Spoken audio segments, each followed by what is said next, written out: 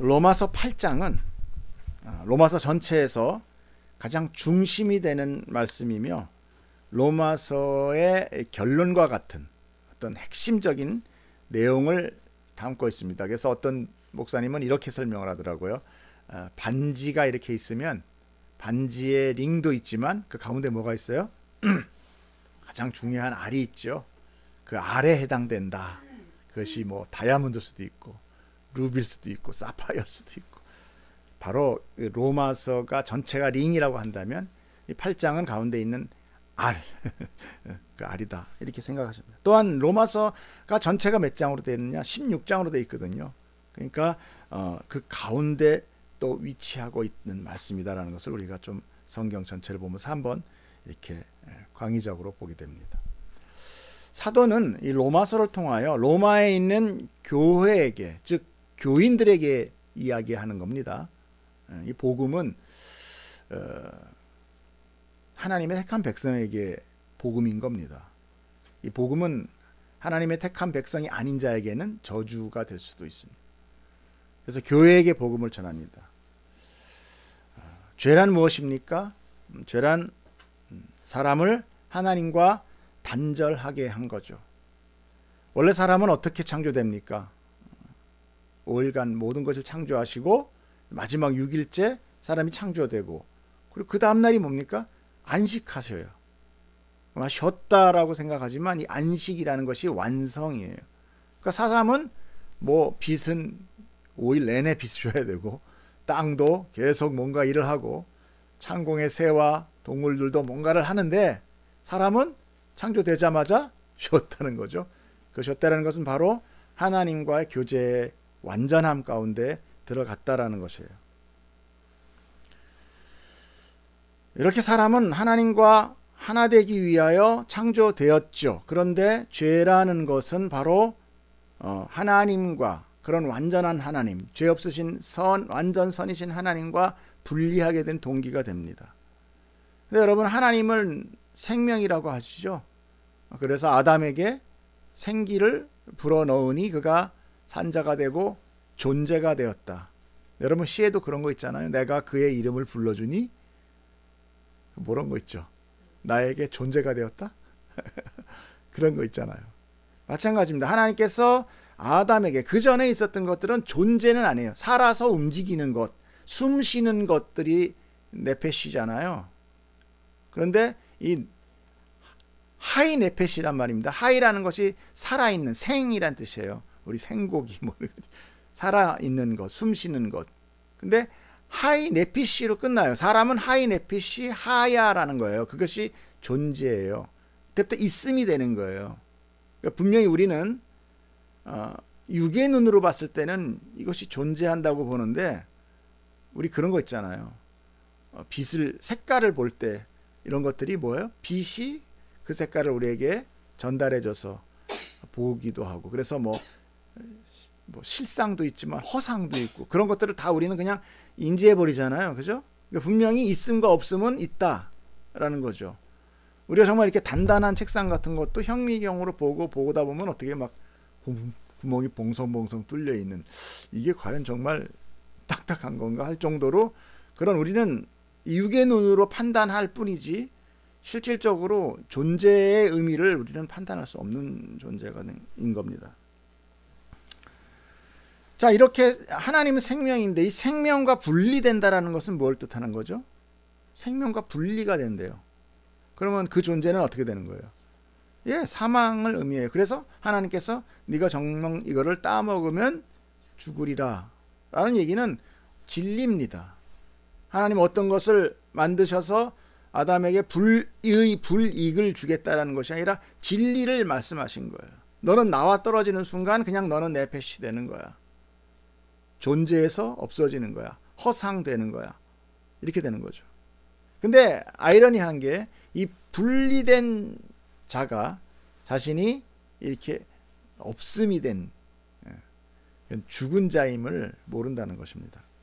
그래서 그런 이 사도 바울은 그런 상태, 너희들 지금 어떤 상태인 줄 아니? 그러면서 말씀하시는 게 뭐냐면, 여러분도 생각나실 거예요. 깨닫는 자도 없고 하나님을 찾는 자도 없고 다 치우쳐 함께 무익하게 되고 선을 행하는 자도 없나니 하나도 없다. 예, 하나도 없다라는 것은 완전 없다라는 거죠. 그 다음에 나온 얘기가 뭡니까? 의인은 없나니 하나도 없다 이거죠. 그것은 바로 사도가 너희들은 지금 있다라고 지금 생각하고 착각하고 있지만 사실 너희들은 없음이야. 너희들은 지금 뭔가가 필요해를 설명하시는 거예요. 설명하고 있는 겁니다. 하나님은 구약을 통해서 자기의 백성을 택하십니다. 아브라함의 계보 이스라엘, 야곱의 자녀들을 12아들들을 통해서 이스라엘을 만들죠. 이스라엘 민족을 만들고 그들에게 율법을 주면서 너희들 이거 잘 지키면 내 백성 될 거야 이렇게 얘기합니다. 너희들 이거 잘 지키면 내 백성 되고 내가 너희 하나님 될 거야 하고 조건을 딱 제시합니다. 그들은 받으면 당연히 어떻게 그 조건을 받았으니까 어떻게 할까요? 지키려고 애를 쓰겠죠. 하나님께서는 이 백성을 통하여 뭐 이렇게 한번 지키지도 못할 걸 한번 이렇게 장난삼아 준 게 아니라 인간의 실체를 깨달아 알으라고 성경 가운데 이스라엘의 하나님의 통치를 율법으로 나오는 통치를 그려 넣어 주신 거예요. 율법으로 통치를 하고 있었지만 그때는 어떻게 했습니까? 하나님께서 친히 제사장들을 통해서 직접 치리하실 때요. 기적도 행해지고 이적도 하고 홍해가 갈라지고 예. 그럼에도 불구하고 그들은 어떻게 하더라? 깨닫지 못하더라는 겁니다. 내가 죽은 자라는 거, 내가 불가능한 자라는 걸 깨닫지 못하기 때문에 어떻게 해요? 끝까지 뭔가를 해보려고 해요. 이게 자기 의예요. 그것을 불신이라고 하는 겁니다. 나중에. 자, 계속 얘기하겠습니다. 이렇게 그들은 하나님이 주신 율법을 나름 자기들은 순종하겠다고 열심히 노력을 다해서 지켜내면서 내가 스스로 하나님 앞에 자격을 얻어 보이려고 했어요. 내밀려고 했습니다. 아니 또 내밀었어요. 그게 선민사상이죠. 우리는 우월하다 이런 거죠. 하지만 하나님은 그들에게 율법을 준 이유는 그들의 상태를 만천하에게 알리기 위함이었어요. 또 깨닫게 하기 위함이었어요. 그래서 가끔씩 하나님은 그들을 적국에서 쳐들게 하고 그 불가능 가운데 위태로운 상황이 되게 하고 또 바벨론 가운데 그들을 노예로 팔려가게 해서 오직 하나님만이 그들을 통치할 수 있는 자라는 것.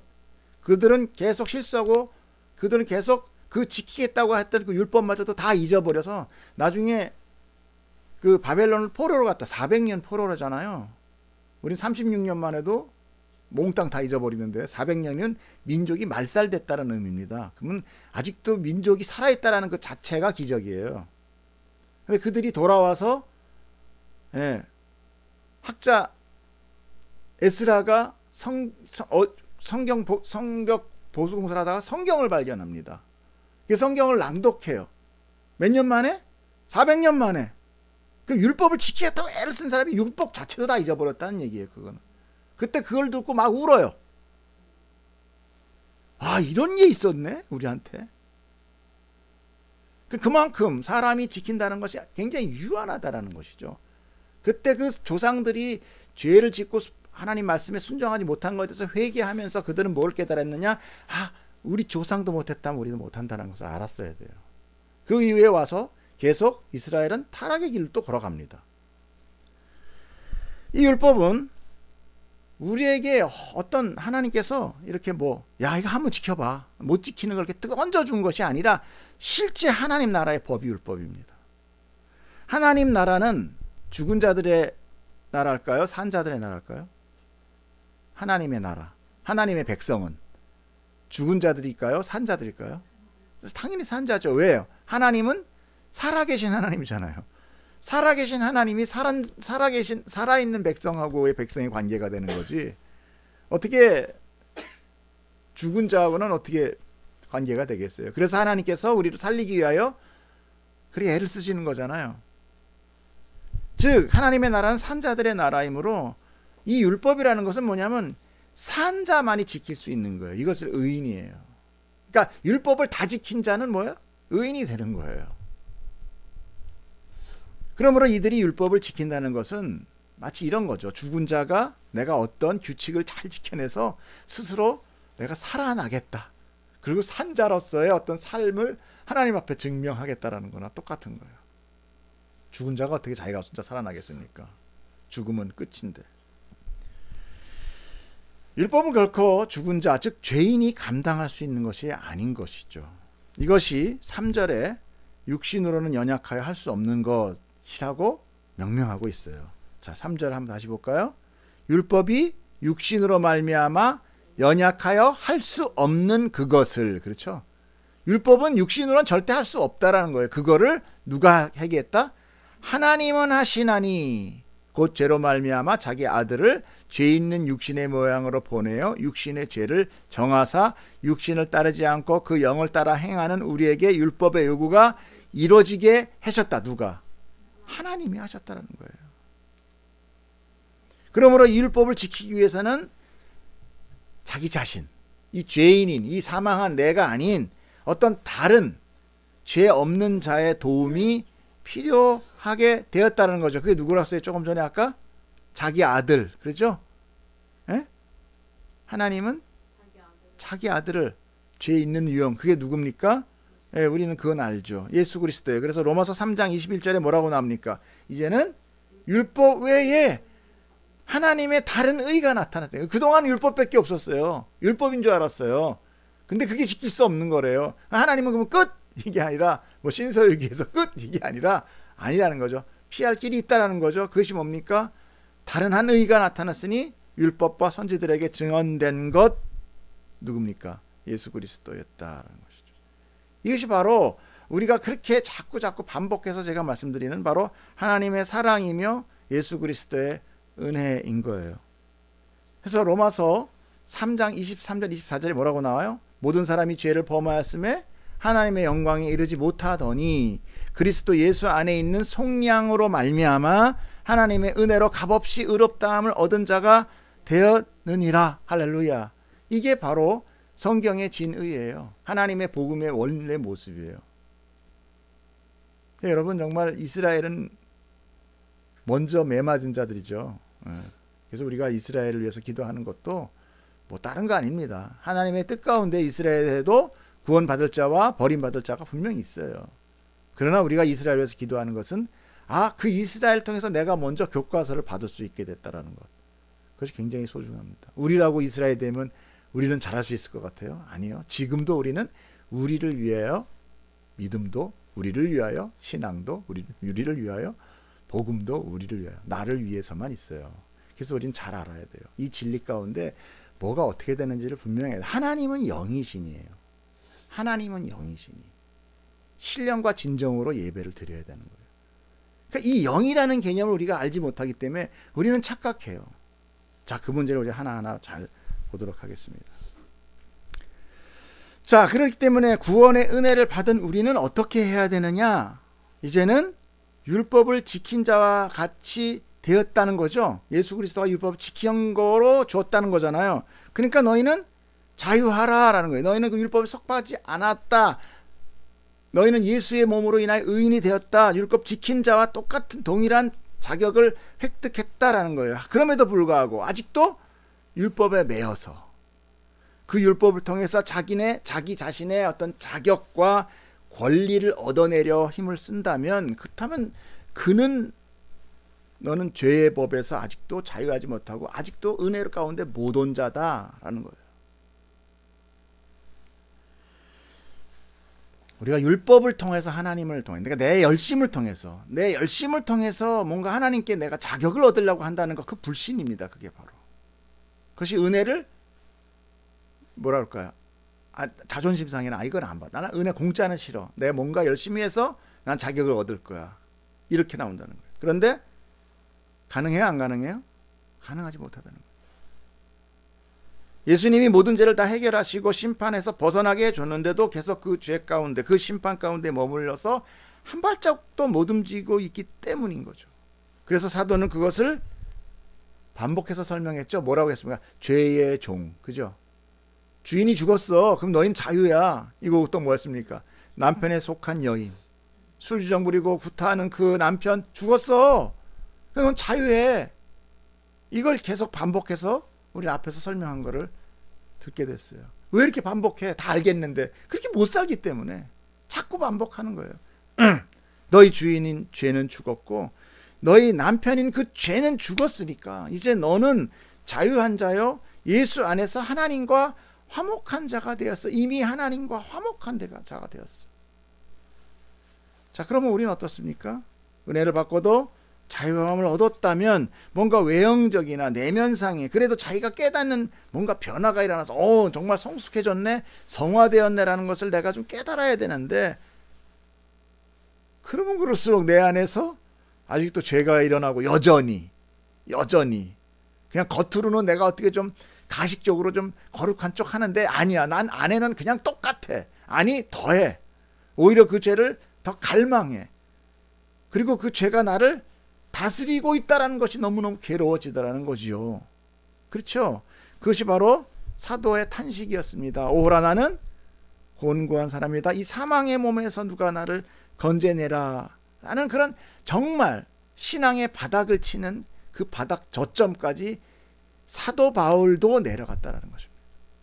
그때 비로소 그 7장의 마지막 부분이 뭐라고 얘기가 나옵니까? 여러분 25절 한번 볼까요? 시작. 우리 주 하나님께 감사하리로다. 그런즉 내 자신이 마음으로는 하나님의 법을, 육신으로는 죄의 법을 섬기노라. 아멘. 이거는 그냥 이렇게 깨달았다가 아니라 이 신앙의 믿음의 신앙의 어떤 그 전곡점은, 회개점은 이 순간까지 내려가게 된다라는 거예요.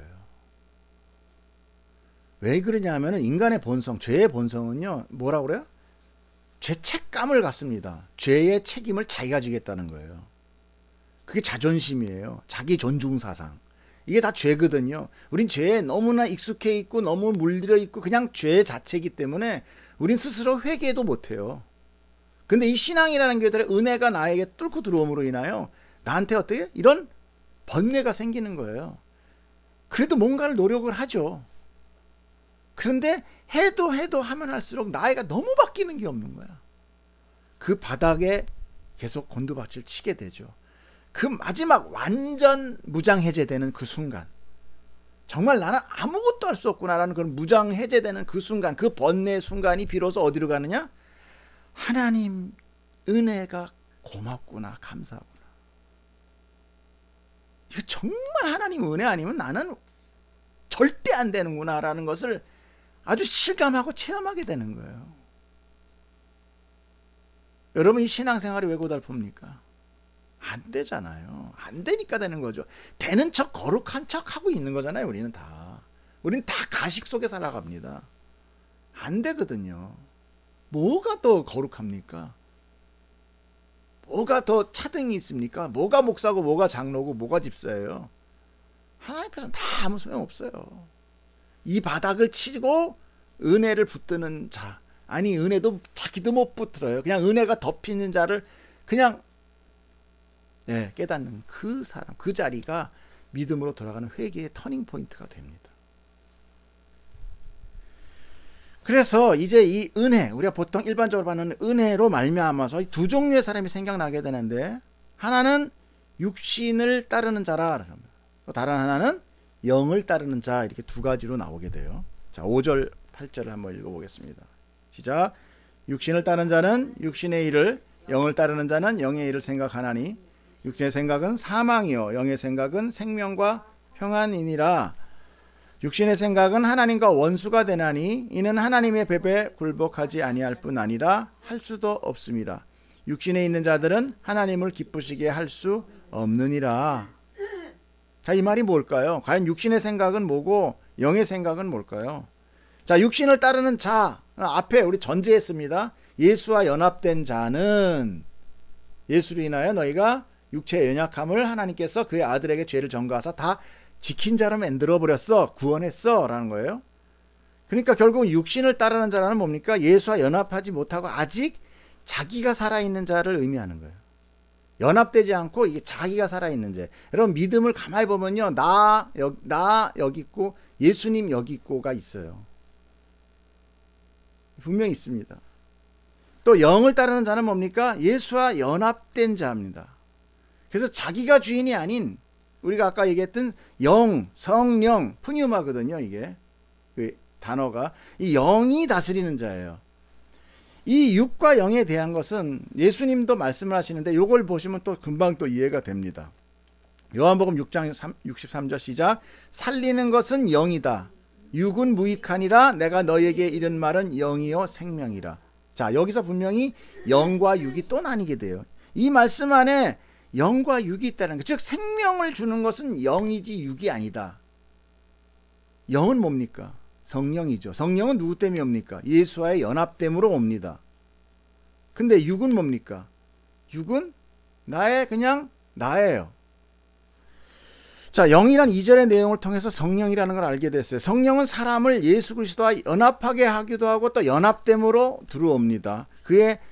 그러므로 인하여 예수 그리스도의 부활의 생명도 같이 참여하는 자가 된다는 겁니다. 그러므로 육신의 생각, 이 육의 생각이란 성령의 생각이 아닌 자기의 생각을 말하는 거예요. 죄로 인해 하나님의 영이 없는 사람은 오직 본능과 욕망만이 그들의 생각뿐이에요. 그렇죠? 자기 육신이 원하는 대로 행동을 하는 것뿐이라고요. 그렇다고 해서 꼭 도덕적인 잣대로 영의 생각은 뭐 거룩한 것, 육의 생각은 뭐 더러운 것, 뭐 이것만이 아니에요. 여러분 이런 식으로 나누면 안 됩니다.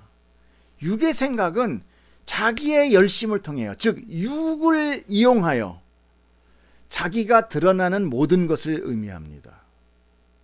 무슨 말인지 알겠어요? 거기에는 이 죄를 짓는 것 말고도 육은 뭐 아까 탐심 뭐 이런 거 나오잖아요. 그러니까 그런 것도 있지만 오히려 세상에 선한 일도 있고 또는 하나님을 잘 섬기겠다는 열심도 그 안에 있어요. 내 육을 통하여, 내 육의 열심을 통하여 하나님께 뭔가를 내보이는 이 모든 것, 이거 불신이에요. 이게 사망이에요. 이게 정말 잘 우리가 생각해야 돼요. 생명은 예수 그리스도와 연합으로 인하여 그 안에 성령이 내 안에 거하시고 그 성령이 나를 통치하게 됨으로 얻게 되는 것이거든요. 이 말은 예수를 믿은 그 믿음의 행위가 그 예수를 어떤 대상으로 놓고 소망하는 것은 안 된다는 거예요. 그것은 객체가 되기 때문에 그래요. 아니에요. 내가 예수와 하나 되는 거예요. 이게 비밀이에요. 이게 신비예요. 자기 자신을 소망하고 자기에게 인정받기 위해서 열심을 낸다는 것, 그 자체가 그냥 육의 생각이에요. 그러므로 예수님께서는 자신에게 주여 주여라고 부르는 자에 대해서 어떻게 얘기하시는지 아세요? 마태복음 7장 21절 보겠습니다. 시작. 나더러 주여 주여 하는 자마다 다 천국에 들어갈 것이 아니요 다만 하늘에 계신 내 아버지의 뜻대로 행하는 자라야 들어가리라. 그날에 많은 사람이 나더러 이르되 주여 주여 우리가 주의 이름으로 선지자 노릇하며 주의 이름으로 귀신을 쫓아내며 주의 이름으로 많은 권능을 행하지 아니하였나이까 하리니 그때 내가 그들에게 밝히 말하되 내가 너희를 도무지 알지 못하니 불법을 행하는 자들아 내게서 떠나가라 하리라. 여러분 이 내용이 뭔지 아시겠어요? 이것은 예수를 부르는 것으로는 천국 못 간다는 것이에요. 소리내어 부른다는 것은 소망의 대상이 자기와 연합이 아닌 객체로 분리되어 있다는 거예요. 모든 세상의 종교가 그렇습니다. 예? 비나이다 비나입니다. 어디다? 선왕당께 비나이다예요. 내가 아니에요. 이 기독교의 신비는요 하나 되는 거예요. 아버지의 뜻은 뭐겠습니까? 당연히 예수와 연합되어 구원하는 게 아버지 뜻 맞죠. 예수 그리스도와 연합되어 가지고 예수 그리스도의 그 의를 덧입혀 주잖아요. 그걸 은혜라고 그러잖아요. 은혜를 입었다 그러잖아요. 예수의 옷을 입었다 그러고. 그렇기 때문에 자신이 있는 곳에서 저 하늘에 있는 예수 그리스도를 부르는 행위로는 넌 결국 천국 못 가. 넌 이미 그 예수 바깥에 있는 놈이야 이러는 거예요. 이해가십니까? 즉 나와 연합되지 않고 행하는 예수 안에서 예수의 의로 예수의 선으로 예수의 진리로 행하지 않는 선지자 노릇, 귀신 쫓는 행위, 권능을 행하는 것, 이거 다 나하고 관계 없다라고 생각해요. 그 자에게는 내 생명 없다라는 것입니다. 여러분 생각해 보세요. 내가 예수의 생명으로 살아난다는데 내가 예수 안에 없으면 내가 어떻게 살합니까? 그게 우리의 신앙이요. 잘 생각해야 돼요. 우리가 주님이라고 부르는 것이 내 안에서 이르는 나와 합일된 주님이냐, 아니면 내가 어떤 내 육의 어떤 원함을, 소망을 이루기 위한 저 대상에 있는 주님이냐를 우리는 분명히 잘 분별해야 돼요. 안 그러면 이 믿음은 그냥 우상이 돼요. 그러니까 내가 분명히 예수의 이름을 부르고 하나님의 이름을 부르지만 그건 우상 숭배예요. 바로 이 말라기 때 이스라엘의 마지막 종교 이 제사장 시대가 바로 그랬습니다. 그래서 예수님 하나님을 믿는 성전에 바알과 아세알도 같이 놓고 거기에 우상의 신전도 갖다 놓고 다 같이 비는 거예요. 왜 그렇게 빕니까? 내 육신의 소원을 들어주기 위해서는 그냥 들어주는 놈이 장땡이라는 거예요. 내가 주여 하나님 부르고 있지만 그 하나님이 바알인지 그 하나님이 무슨 장군인지 다 좋다는 거예요. 나만 들어주면 나는 오케이. 그 자는 하나님과 관계없다. 하나님의 뜻이 아니다라는 거예요. 그러므로 믿음은 내 안에서 이루어지고 주님은 내 안에서 나를 통치하는 것이지, 내가 부르니까 잠깐 아이고 내 새끼 부르네 이렇게 나타났다가 내가 안 부르면 이제 난 또 내 마음대로 살아야지, 이런 분리된 신앙은 신앙 아니다라는 거죠. 여기서 우리는 우리의 신앙생활을 잘 정리해야 돼요. 사람은 매체이지 객체로 살지 못하는 존재입니다. 자, 사람이 창조될 때 어떻게 창조됐다고요? 하나님과 교제하고 하나님의 생명을 코로 계속 연속적이라고 그랬죠. 계속 이어받아야만 존재가 형성되는 존재예요. 객체적인 존재가 아니라 이 매체라는 겁니다. 즉 우리는요, 아까도 했죠. 나는 분명히 오호라 나는 곤고한 자로라 얘기했죠, 사도 바울이. 그러면 그 사도 바울의 내 안에 내가 하나님을 원하나 내 육신은 계속 죄를 원하더라. 근데 거기에 내가 간섭해서 결정할 수 있는 게 뭐 있었어요? 없더라 이거죠. 없더라. 결국 뭐냐면 나는 내가 나를 다스리는 줄 알고 내가 나를 계획하고 사는 줄 알았는데, 사실은 나는 죄가 다스리냐 아니면 은혜가 다스리냐, 이 둘 중에 하나라는 거예요. 스스로 자기가 주장하는 것은 없어요. 그럴 만한 그런 존재가 아니라는 거예요. 이걸 인정해야 돼요. 여러분 요즘 왜 코로나 바이러스 때문에 고통받습니까? 하다못해 그런 작은 바이러스도요, 우리 인간은 뭐 막을 수 있는 아무런, 하나님 물론 면역 체제라는 것도 주셨긴 했지만, 비유해서 얘기하면 우리가 뭔가 이렇게 거부하거나 할 수 있는 그런 아무런 힘이 없어요. 그냥 지가 들어와서 지 마음대로 살고 증식하다가 아이 별 볼일 없다 그럼 나가면 그냥 나가는 거예요. 이런 걸 보고 뭐라 그럽니까? 숙주라고 그래. 숙주. 어떤 미생물이 와서 자기 영양을 쪽쪽 빨아먹는 숙주. 우리 숙주의 삶을 사는 거예요. 그러니까 우리가 막 악착같이 돈을 벌고 막 악하게 사는 거, 그 악한 영이 들어와서 나를 악한 걸로 숙주가 돼서 행동하는 거고, 하나님의 영이 들어와서 내가 선한 것을 하게 된다면 그건 하나님이 하는 것이지 내가 하는 게 아니라는 거예요. 그런 내가 뭐라도 된 양 뭔가를 해내겠다고 열심을 내는 그것이 육신의 생각이에요. 이해가 되시죠? 그래서 오늘 본문에는 하나님은 우리의 연약한 육체를 제어하기 위해서 예수 그리스도를 보내셨다. 너희가 계속 죄에 의하여 통치되고 있는 것, 그래서 하나님의 것과는 전혀 무관한 거를, 못하는 거를, 그런 불가능한 거를 가능하게 하기 위해서 예수를 보내셨다는 것이죠. 육신으로는 결코 율법을 지키지 못하기 때문에, 즉 율법을 통해서 내 안에 주인 노릇하던 죄를 파기시키는 것이죠. 그것이 바로 죄 죽이기예요. 죄를 내가 죽이는 게 아닙니다. 예수 그리스도가 율법을 다 지키시고 십자가의 모든 죄의 대가를 대신하여 죽으심으로 이제 그동안 옛 주인이던 죄는 죽고 예수 그리스도가 나의 새 주인으로 통치되는 거예요. 그러니까 그 십자가는 바로 나의 죽음이에요. 신앙 중에서 가장 안 좋은 게 뭐라고 그랬습니까? 우리가 밀양에서도 보듯이 뭐라고 그랬어요? 예수가 다 죽었대. 난 죄 없대. 이게 가장 오해되고 잘못된 신앙이에요. 그게 바로 육의 생각이에요. 아니요, 내가 하나 되어 죽는 거예요. 그런 말을 할 수가 없어요.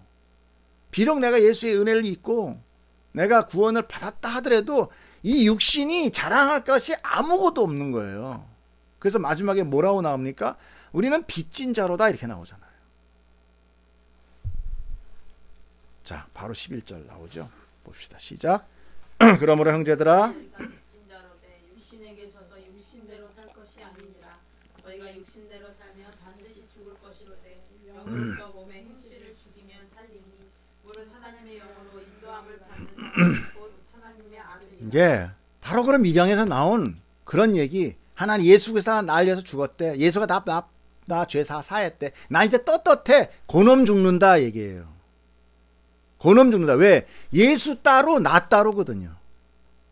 거기서 싹 뭐만 땡겨요? 지 죄만 전가하고 자기는 살아있는 거예요. 그렇게 지가 살아있다고 생각하는 육신에 살아있는 자 걔는 죽는다 이거예요.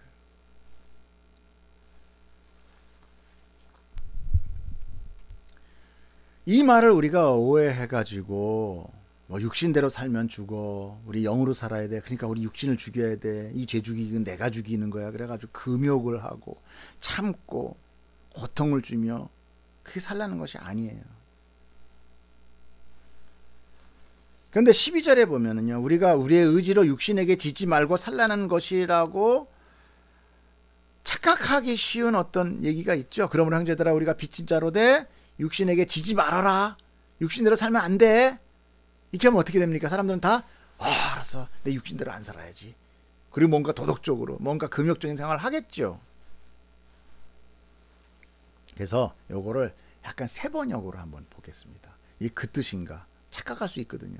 자, 세번역으로 볼까요? 시작. 그러므로 형제 자매들 여러분, 우리는 빚을 지고 사는 사람들이지만 육신의 빚을 진 것이 아닙니다.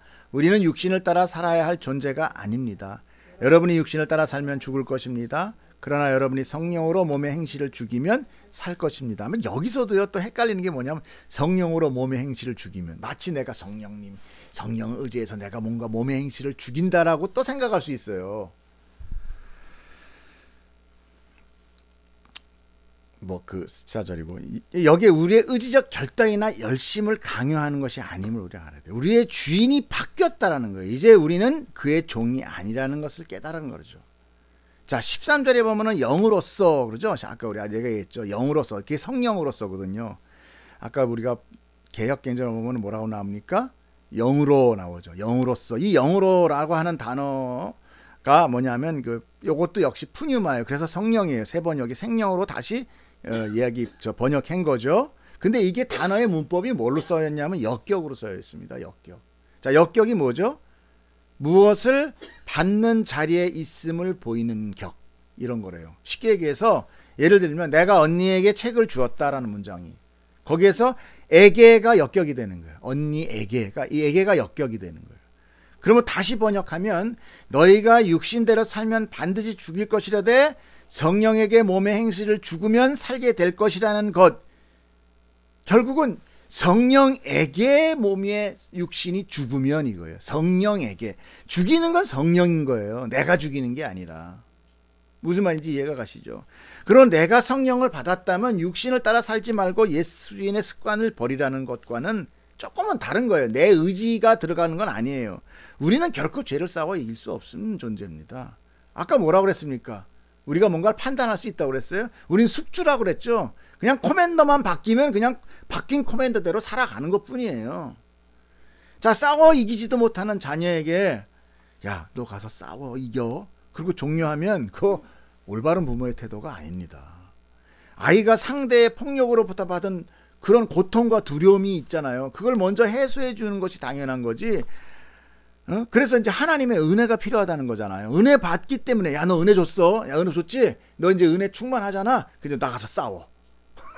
이거 좀 말이 앞뒤가 안 맞는 거거든요. 너 이제 믿었어. 내가 하나, 너 못하잖아. 너 아무것도 없잖아. 뭐 불가능하잖아. 그러니까 내가 다 해줬어. 자, 이제 싸워. 이 뭡니까? 할 수 있다라는 거예요? 할 수 없다라는 거예요? 이런 우리의 어떤 그 히브리 원어적인 어떤 그런 진리를 정확하게 해석하지 못하기 때문에 이런 것들을 약간 악한 지도자들이 뭘로 얘기를 합니까? 성도들을 자기의 손아귀에 붙드는 어떤 올무로 사용을 해요. 그래가지고 종교적인 형식과 그들의 죄의식을 계속 쌓아가서 어떻게 합니까? 하나님께 회개가 아니라 교회에 회개하게 하고 교회에 헌신하게 하고 하는, 정말 어떻게 보면 약간 악한 사용자 같아요. 예. 죄를 이용한, 신앙을 이용해서 아주 맹목적인 노동이나 맹목적인 어떤 그런 그 헌금을 강요하는 거는요, 진짜 악한 겁니다. 그거는. 여러분, 헌금은 그게 아니에요. 헌금은 받은 자가 자유함과 기쁨에 누리는 자발적인 어떤 하나님께 영광 올림이에요. 어떤 감사의 표현이에요. 그게 내가 죄의식을 받아서 그 죄의식을 이걸로라도 내가 좀 채워보겠다고 그거를 이렇게 추궁하고 인용해서 한다면 그건 정말 악한 지도자죠. 그래서 성도가 어떤 사람의 한 지도자에 의해 설명되고 풀이되는 성경의 말씀만 가지고 여러분 살아가면 안 돼요. 특별히 지도자가 성경을 계속 풀어주면서 계속 뭐라 그럽니까? 이거 적용을 하게끔 만들어주는 거 있잖아요. 우리 굉장히 그런 거에 익숙하거든요. 너희는 어떻게 살아라. 이렇게 하면 안 돼. 이 말씀 이러니까 이렇게. 이 말씀 묵상이 다 되게 보면 뭐 어떻게 해요? 적용이 많잖아요. 이 적용이 굉장히 위험한 겁니다. 이 적용은 성령이 나에게 불어줘서 나의 기쁨이 적용이 돼야지, 그게 어떤 사람에 의하여 자기의 어떤 주도적인 목적을 이루기 위한 적용의 설교가 되면 그건 굉장히 위험한 겁니다. 자, 15절 또 17절 같이 읽겠습니다. 자, 시작. 너희는 다시 무서워하는 종의 영을 받지 아니하고 양자의 영을 받았으므로 우리가 아빠 아버지라고 부르짖느니라. 성령이 친히 우리의 영과 더불어 우리가 하나님의 자녀인 것을 증언하노니, 자녀이면 또한 상속자 곧 하나님의 상속자요 그리스도와 함께한 상속자니 우리가 그와 함께 영광을 받기 위하여 고난도 함께 받아야 할 것이니라. 할렐루야. 은혜 다 됐는데 왜 해필이면 또 마지막에 고난도 받으라는 얘기가 나올까? 우리는 악한 주인의 종에서 해방되고, 즉 뭐였습니까? 술주정 부리고 폭력에 남편으로부터 자유해졌고, 이제 어디로 가요? 왕의 자녀로 입양하게 된 거예요. 예를 들면 그 모든 것은 다 하나님의 영인 성령으로 이루어졌기 때문에 우리는 모든 것을 어떻게 값없이 받은 것이죠. 자, 이제 사도는 우리를 하나님의 자녀로 입양되었다라고 표현합니다. 그러므로 이제는 하늘에 계신 어떤 능력의 신이나 창조주나 전능한 분이 아니라 뭐가 돼요? 나의 아버지, 아빠, 아버지가 되었다고 얘기하는 거예요. 여러분, 대통령의 아들이 자기 아버지가 대통령이라고 해서 집에서 대통령님 이렇게 부르겠어요? 그냥 아버지예요. 아버지, 아빠 이렇게 할 거랍니다. 근데 그거를 내가 어떻게 하느냐? 그거는 성령님이 나에게 증언하고 있다는 거예요. 여러분, 이것도 마찬가지입니다. 여러분, 우리가 우리의 부모가 나의 부모라는 것을 언제 알았어요? 에? 언제나 뭐 친자 뭐 검사, 뭐 DNA 검사를 해서 그때부터 알았습니까? 아니에요.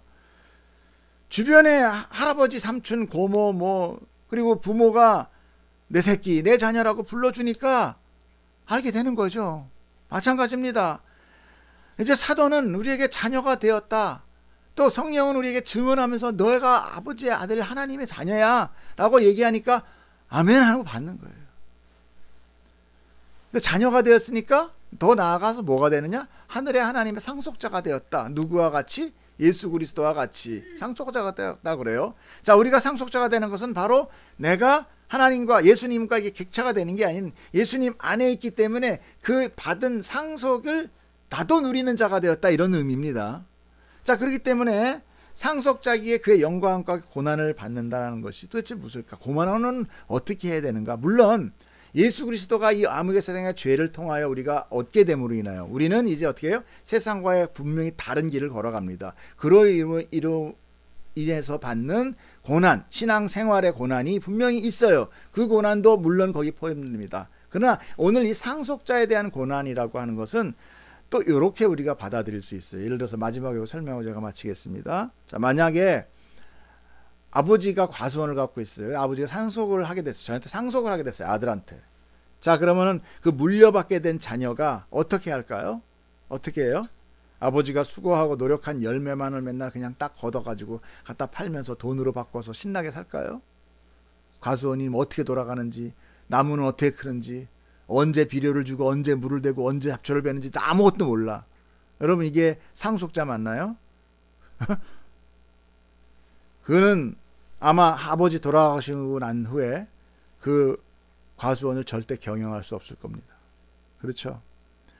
구덩이를 파고 거름을 주고 잡초를 제거하고 가지를 치고 약을 주며 땀을 흘려서 그 온몸이 정말 흙투성이가 될 때 그렇게 같이 고생하는 자, 그가 진정한 그 과수원을 경영할 수 있는 상속자가 될 거예요.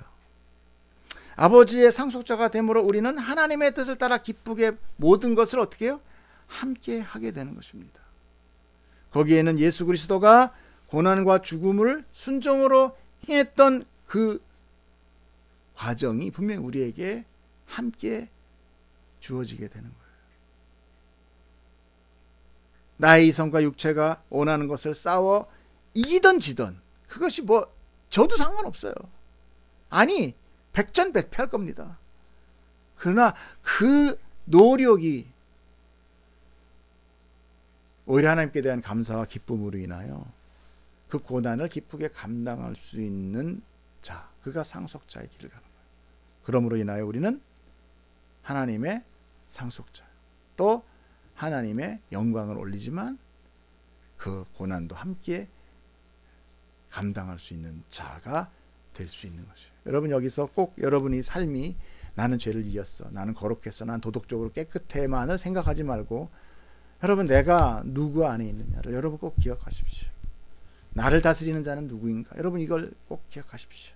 나를 통치하는 자, 내가 인생에 살아가는 모든 것, 이 신앙 가운데 주인 중심이 누구인가를 여러분 꼭 기억하는 자 되기를 축복합니다. 기도하겠습니다.